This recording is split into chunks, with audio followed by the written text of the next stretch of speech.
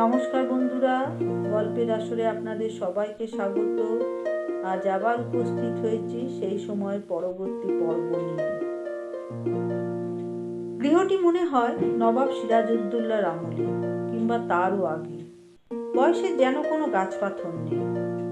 নবাব সিরাজউদ্দৌলা শহর কলকাতা আক্রমণ করে অনেক ঘরবাড়ি তোপদেগে গুড়িয়ে দিয়েছিলেন।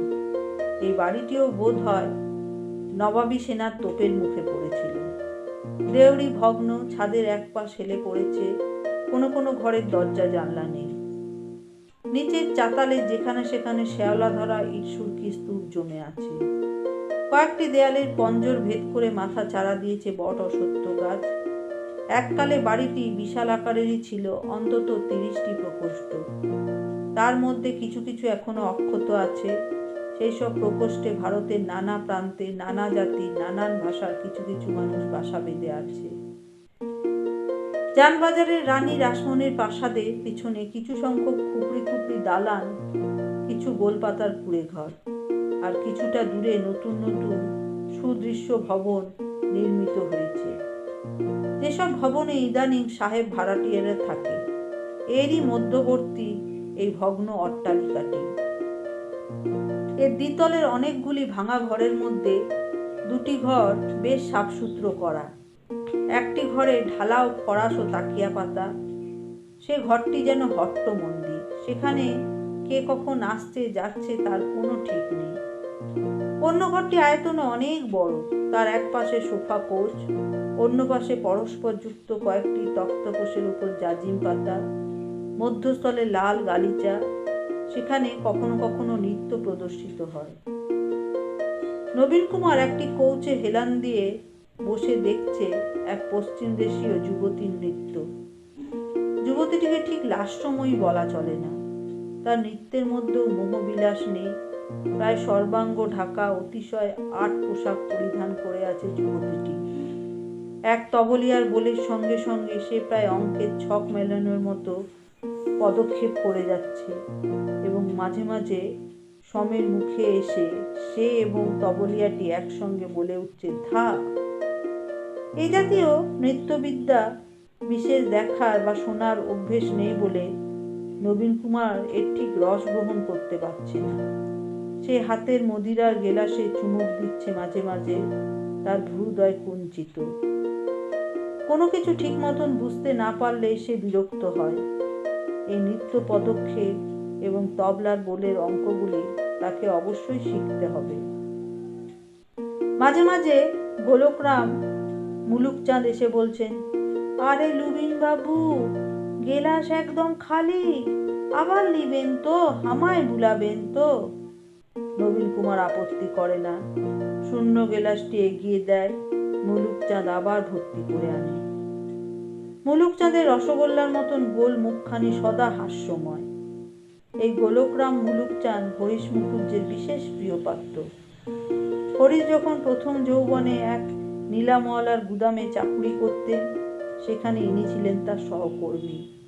সেই জীবন থেকে হরিশ অনেক দূরে সরে এসেছেন। নীলামওয়ালারা গুদামে সামান্য কেরানির বদলে হরিশ এখন কলকাতার বুদ্ধিজীবী সমাজের শিরোমণি। যেমন এদেশীয় সম্ভ্রান্ত ব্যক্তিবর্গ, তেমনি ইংরেজরা এক ডাকে তার নাম জানে। তবু হরিশ এই পুরাতন সহকর্মীর সঙ্গে সখ্য বজায় রেখে চলেছেন।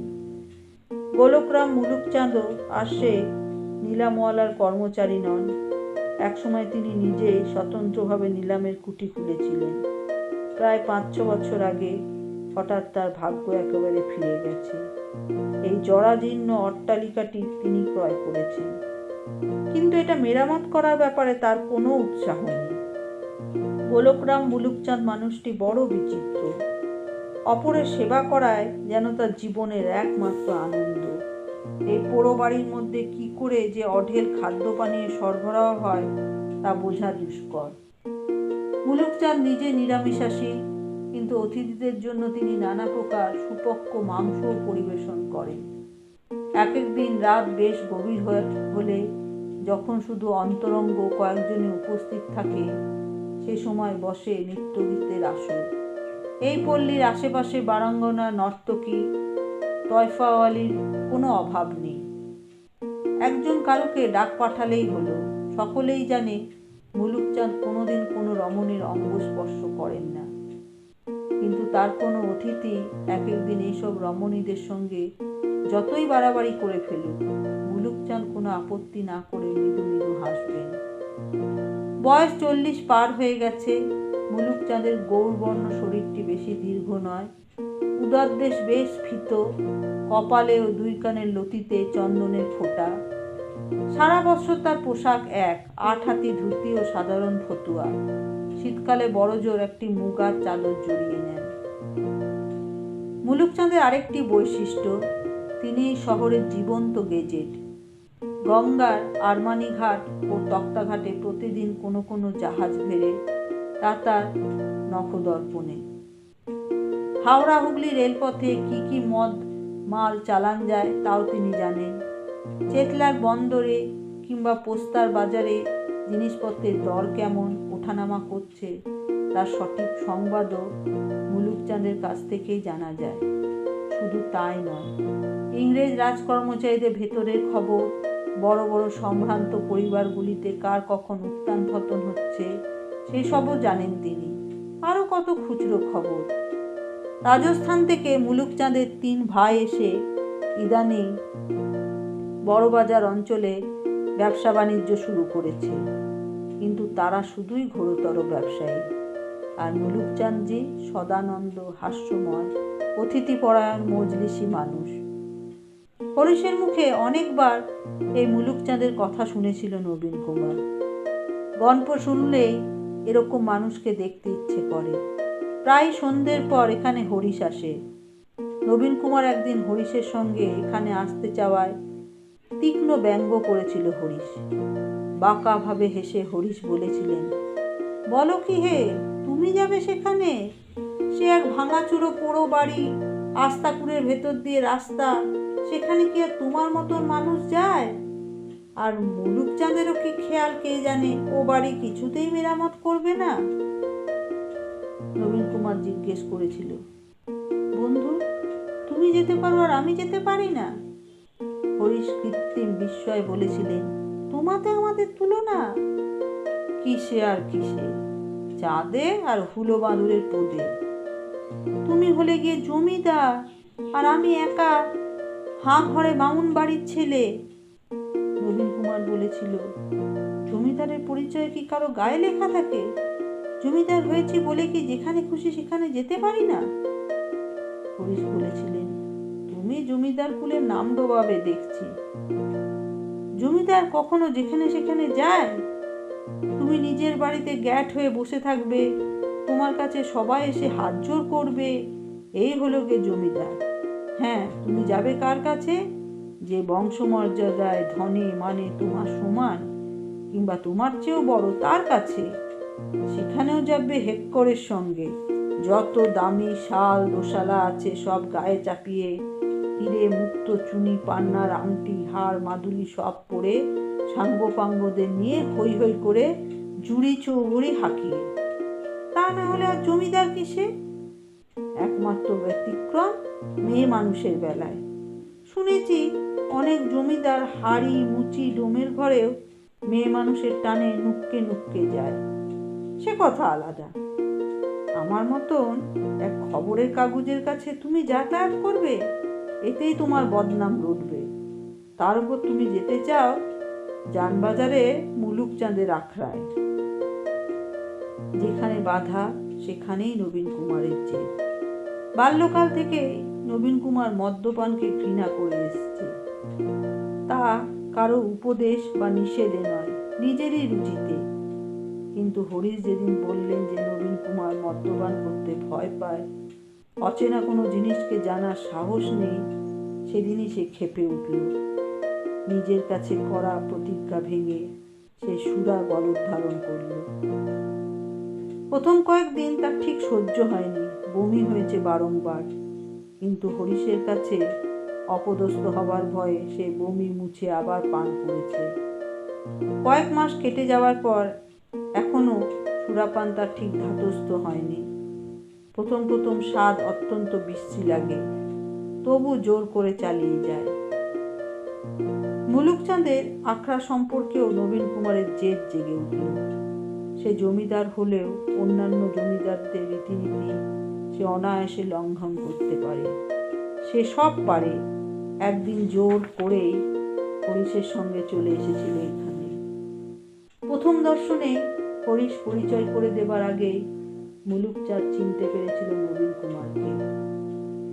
সত্যি বিস্ময়কর এই লোকটির ক্ষমতা। নবীন কুমারকে দেখেই বললেন, আসুন আসুন, রামকমল সিংহী বাবুজিরা আমার কোটিতে এসেছে। কি সৌভাগ্য আমার! এই গরিবখানায় আপনাকে নিয়ে কোথায় বসাবো? বিন্দু মুখার্জি বাবু কেমন আছে? আপনার মা জননীর তবিয়ত স্বাস্থ্য ভালো আছে তো? হরিশ বলেছিলেন, এ আমার বেরাদর, দোষ সব কিছু। দেখো এর যেন কোনো রকম অযত্ন না হয়, বড় মানি লোক। মুলুকচাঁদ বলেছিলেন, আরে রাম রাম, আমাদের এই ভাঙা কোটিতে বাবুজি লিজে এসে পা দিয়েছে, সে কি আমাদের খাতিরের পরোয়া করবেন উনি? সব কুচ লিজের বলে ধরে নিবেন। প্রথম দিনই মুলুকচাঁদের আখড়ায় দুটি চমকপ্রদ খবর শুনলেন নবীন কুমার। পানীয় খাদ্যাদি দিয়ে আপ্যায়ন করার পর মুলুকচাঁদ বললেন, আজ তো নানা সাহেব 10 বার মরে গেলেন। হরিশ হাসতে হাসতে বললেন, তাই নাকি? তুমি গুনেছ মুলুক? মুলুকচাঁদ বললেন, হ্যাঁ হুজুর। তুহার মনে নেই হরিশ? 9 বারের বার নানাজি মরলেন গয়া টনমে, 18 বার মরলেন মথুরায়। হরিশ জিজ্ঞেস করলেন, তাই এবার মরলেন কোথায় নানা? মুলুকচাঁদ বললেন, আজ খবর এসছে কি নানা সাহেব আরো একবার মরলেন নেপালে। হরিশ বললেন, আরো কতবার মরেন উনি দেখো, আমি তো বোধ করি উনি অন্তত 100 বার না মরে ছাড়বেন না। মুলুকচাঁদ বললেন, তা भी হতে পারে, ধুন্দুপন্ত বহুত ধুরন্ধর আদমি আছে। নবীন কুমারের এসব কথাবার্তা সবই ধাঁধা বলে মনে হচ্ছিল। নানা সাহেবের বারংবার মৃত্যু সংবাদ রটনার বিষয়ে সে অবহিত ছিল না। দ্বিতীয় ঘটনাটি আরো চমকপ্রদ। কাফরিদের মতন চেহারা এক ব্যক্তি নাকি এক দরিয়ায় ঘোড়া এনেছে কলকাতায় বড় মানুষের কাছে বেচতে। হরিশ জিজ্ঞেস করলো, দরিয়ার ঘোড়া আবার কি বস্তু? মুলুকচাঁদ বললেন, সমুদ্র থেকে উঠে এসেছে এই ঘোড়া, বিলকুল পাক্কা সোনার মতন রং। এমন চমকদার ঘোড়া কেউ কবি দেখেনি। হরিশ বললেন, দেখ, সমুদ্র থেকে আবার ঘোড়া উঠে আসে নাকি? মুলুকচাঁদ বললেন, হ্যাঁ আসে, কেন আসবে না? সমুদ্র মন্থনে ঘোড়া উঠে এসেছিল। নবীন কুমারও অবিশ্বাসের হাসি হেসে উঠল। হরিশ নবীন কুমারের দিকে ফিরে বললেন, মুলুকচাঁদ কিন্তু কখনো পুরো আজগুবি কোনো সংবাদ বলে না, কিছুটা ভিত্তি থাকে। মুলুক, তুমি ঘোড়াটা নিজের চোখে দেখেছো?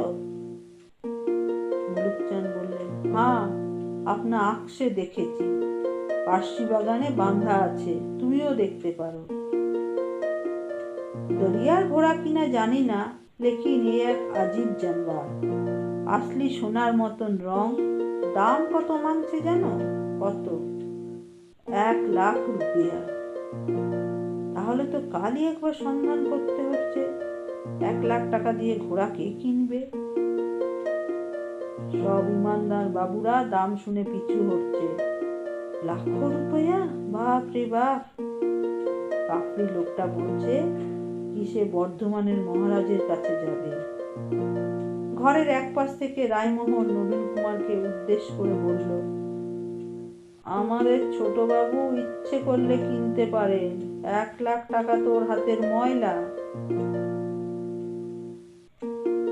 নবীন কুমার ঘাড় ঘুরিয়ে রূঢ়ভাবে উত্তর দিলেন, না, ঘোড়া কিনে বাজে খরচা করার মতো ইচ্ছে আমার নেই। হরিশ বললেন, দেখো গিয়ে, ও ঘোড়ার গায়ের চামড়া একটু ঘষা দিলেই সোনার বদলে পোড়া কাঠের বর্ণ বেরিয়ে আসে কিনা। মুলুকচাঁদ বললেন, বহুত লোক পালক দলাই মালাই করে দেখেছে, রং একদম পাক্কা, ঝিলকি দিচ্ছে। ফ্যাশন ঘোড়া আগে কেউ দেখেনি, এবার ঠিক। কিছুক্ষণ পর কথাবার্তা আবার চলে গেল বিষয়ান্তরে। এখানে রায়মোহন নিয়মিত আসে। এই বৃদ্ধের এখন আর কোথাও গতি নেই। যেখানেই মিনি মাগনা সুরাপান করতে পারে সেখানে গিয়ে পড়ে থাকে। হরিশ যে কে কি চোখে দেখেছেন কে জানে, এর সব দোষ তিনি ক্ষমা করেন। রায়মোহন মাতাল অবস্থায় হেরে গলায় শোনায়, হরিশ মুগ্ধ হয়ে তাই তারিফ করে। রায়মোহনের নেশার টান পড়লে হরিশ অবলীলাক্রমে তার হাতে টাকা তুলে দেন। এখন রায়মোহন এই জায়গাটির সন্ধান পেয়েছে। এখানে তার নিত্য আনাগোনা। নবীন কুমার এই লোকটিকে সহ্য করতে পারে না কেন যেন, কিন্তু হরিশের জন্য ওকে কিছু বলবারও উপায় নেই। হরিশ অতিশয় কাজের মানুষ। সকাল থেকে সন্ধ্যাব্যাপী তার কাজের অবধি নেই। অথচ রাত্রের দিকে এখানে এসে যখন গা এলিয়ে বসেন, তখন মনে হয় পৃথিবীর আর কোনো ব্যাপারে তার শিরোপীড়া নেই। মুলুকচাঁদের উদ্ভট গল্প, রায়মোহনের বাজে রসিকতা এবং বেসুরো গান তিনি বেশ উপভোগ করেন। সঙ্গে সঙ্গে সুরাপান। এসব পরিবেশেই হরিশের চিত্ত বিশ্রাম হয়। মাঝে মাঝে হরিশ বলে ওঠেন, হ্যাঁ গো মুলু, এখানে যে বড্ড মদ্দা মানুষের গায়ের গন্ধ, আমি বেশিক্ষণ এত মদ্দা গন্ধ সইতে পারি না, একটু সুরভি আনাও। মুলুকচাঁদ অমনি শশব্যস্ত হয়ে 2-3 জন নকরকে পাঠিয়ে দেন। তারা কোনো নর্তকী ও তবলিয়ারাদের ডেকে আনে। এ পল্লী সকলেই মুলুকচাঁদের আখড়া চেনে। অতিরিক্ত ইনামের আশায় তারা শাক বয়ে আসে। ইংরেজি ভাষা ও ইংরেজি রচনা নিয়ে হরিশ সারাদিন নিযুক্ত থাকলেও এখানে এসে হরিশ পারতপক্ষে একটু ইংরেজি শব্দ ব্যবহার করেন না আলাপচারির সময়, এবং তিনি দেশীয় গান ও উচ্চাঙ্গের নৃত্যগীতের সমাজদার। তিনি ঠিক সময়ে মুখে মাথা ঝাঁকাতে পারেন। কখনো কখনো বাহবা দিয়ে নর্তকীদের উদ্দেশ্যে টাকা ছুড়ে দেন। নবীন কুমার এখানে আসে শুধু হরিশের টানে। সন্ধ্যা হলে সে শ্রীকৃষ্ণের জন্য উৎকণ্ঠিতা রাধার মতন হরিশের টানে উচাটন হয়। হিন্দু পেট্রিয়টিক পত্রিকার কার্যালয়ে হরিশের দেখা না পেলে সে নিজেই শটান মুলুকচাঁদের আখড়ায় চলে আসে। ক্রমে ক্রমে মদের নেশাটিও জমে আসছে। এখানকার রঙ্গ, রসিকতা এবং চতুর কথাবার্তাও তার বেশ পছন্দ। প্রথম প্রথম অবশ্য স্ত্রীলোকদের আগমনে সে আড়ষ্ট বোধ করত। স্ত্রীলোক সম্পর্কে তার মনে কোনো বিকার জন্ম হয়নি। তার পত্নী সরোজিনীকে সে যথেষ্ট পছন্দ করে। সরোজিনীর কাছ থেকে সে যতটুকু পায় তার বেশি নারী সঙ্গ লিপ্সা তার নেই। কিন্তু সরোজিনীর সঙ্গে খুব বেশিক্ষণ মানসিক আদান প্রদান চলে না। সরোজিনীর জগৎটি বড় ক্ষুদ্র। পছন্দ মতন পুরুষ মানুষদের সাহচর্যে নবীন কুমারের আত্মার স্ফূর্তি হয় বেশি। যেহেতু সব ব্যাপারে নবীন কুমার এখন হরিশের অনুকরণ করতে শুরু করেছে, তাই সে এখন নৃত্যগীতে সমাজদার হবারও চেষ্টা করতে লাগলো প্রাণপণে। গোড়ার দিকে এখানে এসে সে স্ত্রীলোকদের মুখের দিকে চাইতই না। নাচের পালা ও মাতালদের হল্লা একসময় খুব বেড়ে উঠলে সে এখান থেকে বিদায় নিয়ে রওনা দিত বাড়ির দিকে। এখন সে সোজাসুজি এইসব স্ত্রীলোকদের দিকে তাকাতে পারে। তারা হাসি ছুড়ে দিলে সে উত্তর দেয় এবং হাততালি দিয়ে তাল দিতেও শিখেছে। এইসব নর্তকীরা প্রায়ই বদলে যায়। ঘন ঘন নতুন মুখ দেখায় হরিশের পছন্দ। যে কোনো নতুন রমণীর সঙ্গে হরিশ ব্যবহার করেন অতি ঘনিষ্ঠের মতন। প্রথমেই তিনি তাদের নাম জেনে নেন এবং তারপর তাদের তুই সম্বোধন করে কথা বলেন। নবীন কুমারের মনে হয় হরিশ বোধ হয় আসলে অন্তরে অন্তরে নারী বিদ্বেষী। জননী ও পত্নীর কাছ থেকে শান্তি পাননি বলেই সম্ভবত হরিশ পৃথিবীর আর কোনো রমণীকে শ্রদ্ধা করেন না। নারী তার কাছে শুধুই যেন ভোগের সামগ্রী, তাদের আর যেন কোনো মূল্য নেই। প্রায় তিনি বলেন, মেয়ে মানুষ হবে দুরকম, হয় নিজের সন্তানের গর্ভধারণী অথবা নাচুনি। যে নর্তকীকে হরিশের খুব পছন্দ, যাকে ভাওবা দেন অনেকবার, পরের দিন তাকেই আবার আনবার কথা উঠলে হরিশ মুখ ঝামটা দিয়ে বলে ওঠেন, কেন, আর কি নাচুনির অভাব? একটা নতুন মুখ আনো না। মুলুকচাঁদও সন্ধান রাখে প্রচুর। হরিশ নতুন মুখ চাইলেই তিনি অমনি নতুন স্ত্রীলোক এনে দেন। হরিশের জন্য তিনি সব কিছু করতে প্রস্তুত। শুধু এক জায়গায় মুলুকচাঁদ হার মেনেছে। রায়মোহন একদিন বলল, এত নাচনেওয়ালি তো দেখছি বাবা, কিন্তু এরা কেউই একজনের মুখের যোগ্যী নয়, তাকে তো আনতে পারলে না। মুলুকচাঁদ সঙ্গে সঙ্গে বললে, জানি আপনি কার কথা আমাকে বলছেন, চেষ্টার কোনো কসুর করিনি, কিন্তু সে কেন আসবে আমার এই গরিবখানায়? শুনেছি তো কত কত রাজা মহারাজারাও কেউ সে দরওয়াজা থেকে ভাগিয়ে দেয়। হরিশ প্রশ্ন করলেন, কে কে সে? রায়মোহন বলল, কমলি, সে মাগি বড় দেমাগি, বুড়ি হতে চলল তবু দেমাগ ছাড়ে না। মুলুকচাঁদ বললেন, কমলা সুন্দরীর নাম আছে, উমর হয়েছে ঢের, তবু বড় খুবসুরত, আর নাচ করে খুব ভালো। রায়মোহন রহস্যভাবে চোখ মোটকে বলে, এখানকার একজন পারে তার দিমাগ ভাঙতে, ইচ্ছে করলেই পারে। এই কথা বলে সে নবীন কুমারের দিকে তাকায়। নবীন কুমার এই কথার অর্থ বুঝতে পারে না, সে চোখ সরিয়ে নেয়। একদিন হরিশ এলেন বেশ দেরি করে।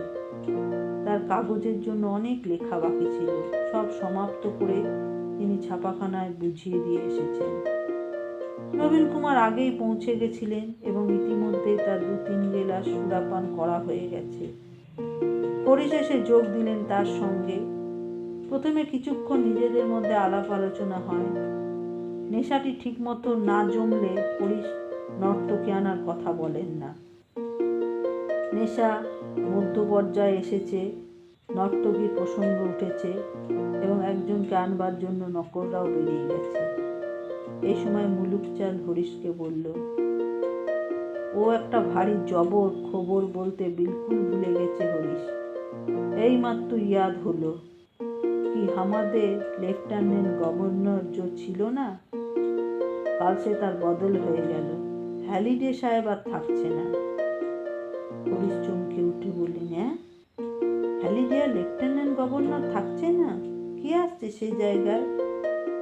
মুলুকচাঁদ বললেন, গ্রান্ট নায়েব সাহেব আছে না, সে ওই সাহেব। হরিশ বললেন, জন পিটার গ্রান্ট, তিনি আসছেন? তুমি ঠিক জানো মুলুকচাঁদ? মুলুকচাঁদ বললেন, আমি ঠিক ছাড়া কি ঝুট বলি তোমাকে? কালই তো 1 তারিখ আছে না, কাল সে বদল হচ্ছে।